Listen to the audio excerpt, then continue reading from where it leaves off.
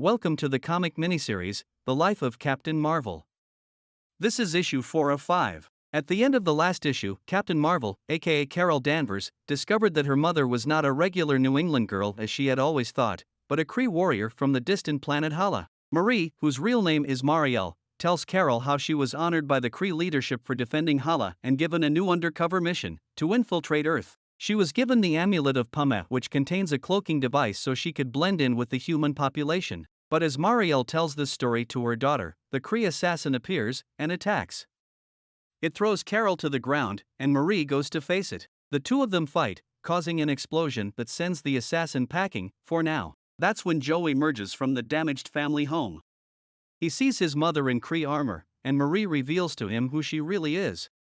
Carol didn't get her powers from the Psyche Magnetron explosion all those years ago, the explosion merely activated them. Their life had not been an accident, as Marie tried to have her believe before. Carol was exactly who she was meant to be. Marie continues her story. Her mission was not supposed to be to Boston, but she got blown off course and landed in the ocean.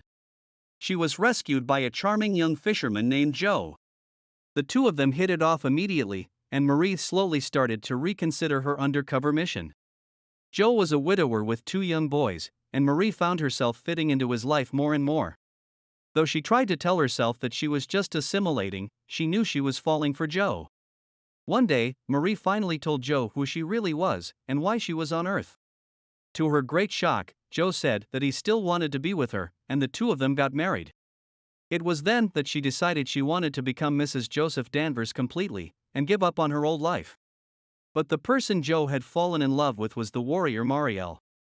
The letters Carol had found were not written to some other woman, but from Joe to his wife, asking her not to stop being Mari-Ell. It was Mari-Ell whom the 3 children had seen that day on the boat, Kree armor and all. But Marie didn't want to be that person anymore. After she had Carol, she wanted nothing but to be her mother and keep her safe. She knew the only way she could do this was by turning her back on the Kree Empire and making sure they never found her. She gave her tracker to Joe and asked him to turn it off.